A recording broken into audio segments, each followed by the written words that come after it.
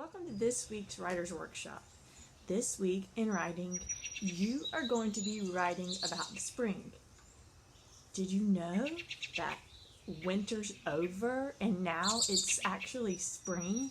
That's right, spring started last Thursday.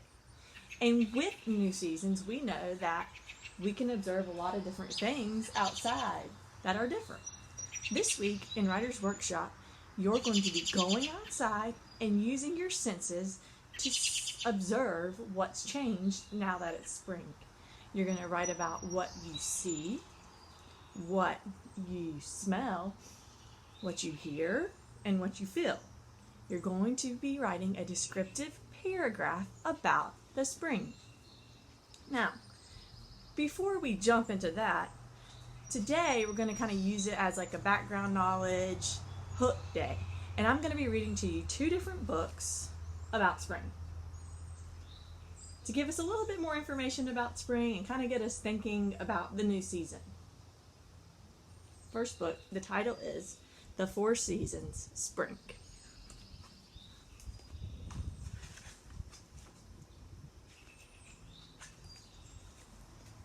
Look, the birds are here again.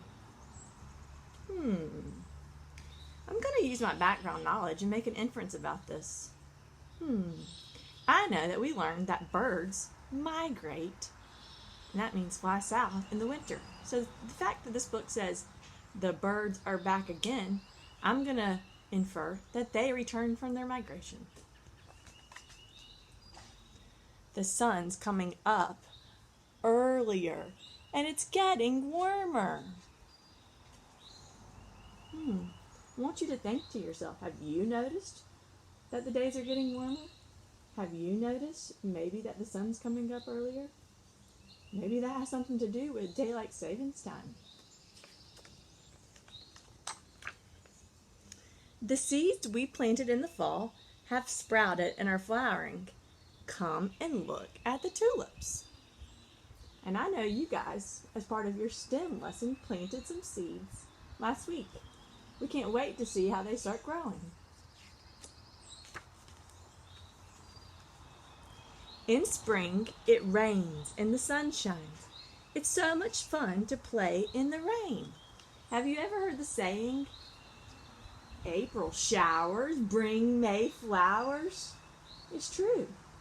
It rains a lot in the spring, so that's where that saying comes from.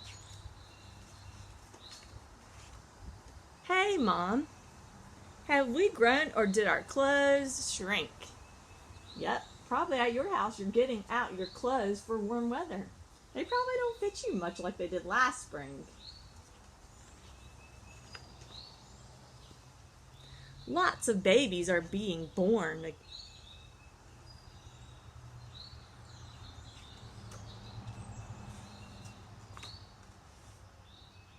Aren't they cute? Auntie says she's going to give us a puppy.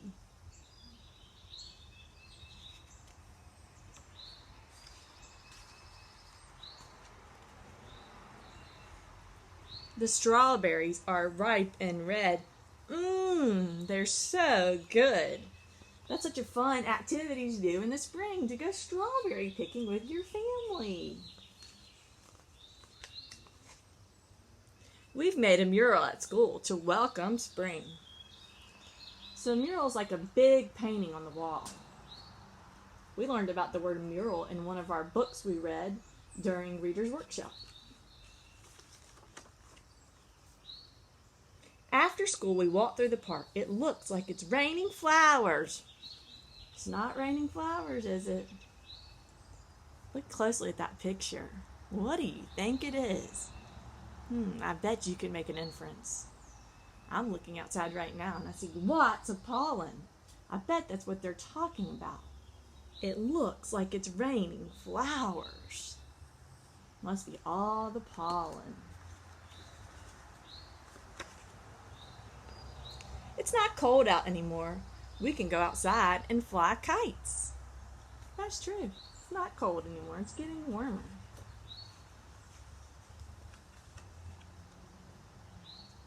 The cherry trees look so beautiful. when it's in bloom. In the summer, each flower will become a cherry.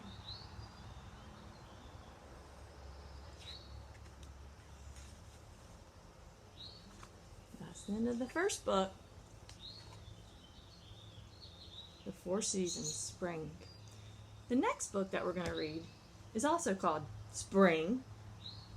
This book is more of a nonfiction book. And when we read nonfiction books, we read to learn.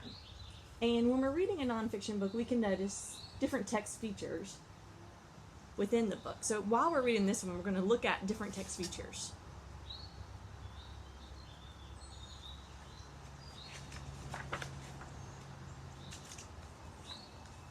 So this page is the table of contents. We can find these in nonfiction books. And basically what it is kind of a cheat sheet. Here are the chapters and here are the page numbers. So if I wanted to go and just learn about the animals in spring, I could skip right to page 14.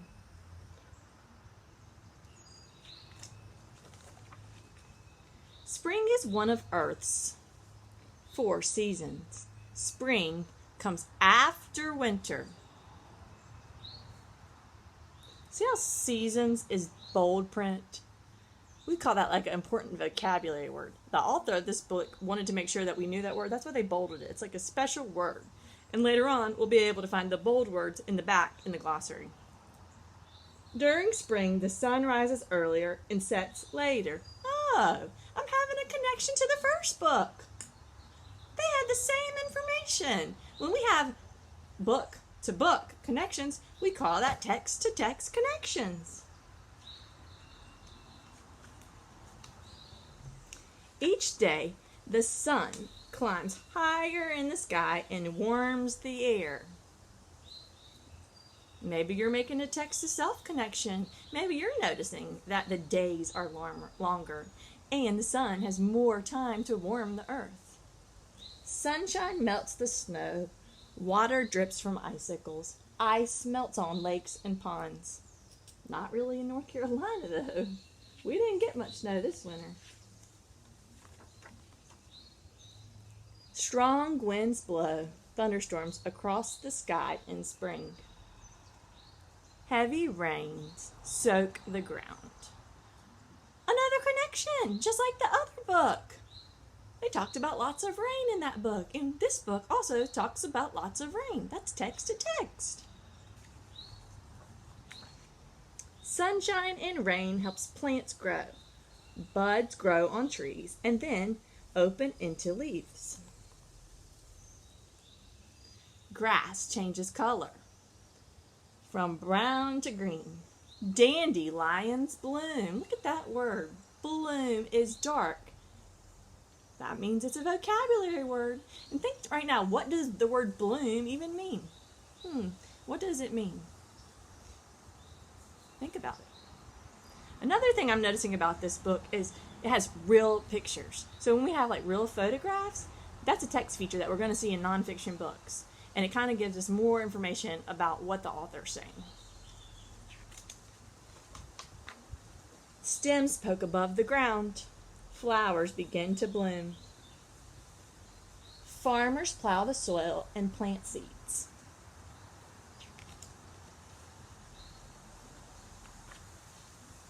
Spring wakes up animals that hibernate all winter. Hungry bears crawl out of their dens to find food. There's an important word, hibernate. We know what that means. That's when the animals sleep all winter.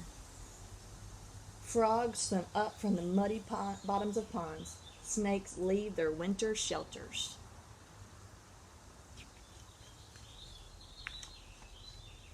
Other animals migrate in spring. Birds fly north to build nests and lay eggs. There's a word, migrate.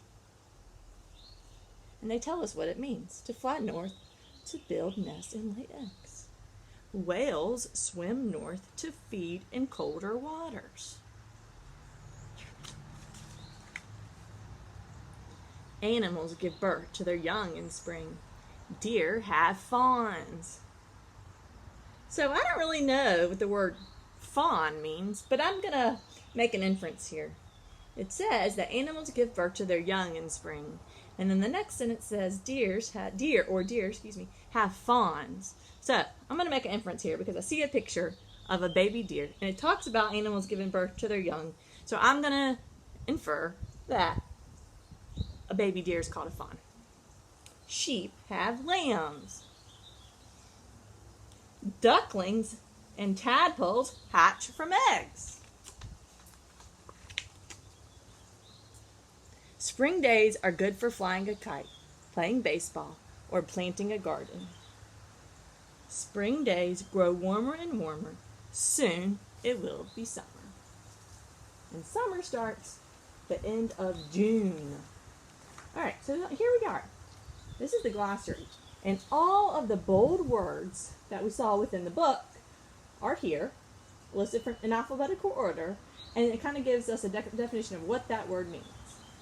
Over here, this text feature is to learn more, and it gives us different books we might want to visit to learn more, or even websites you maybe want to visit to learn more about spring.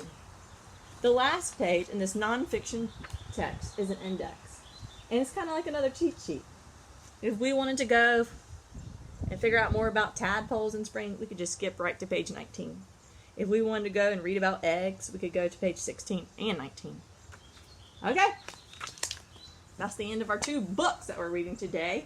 Now, tomorrow is when you're going to go outside with your graphic organizer and jot down notes about what you see, hear, smell, and feel during this new spring season.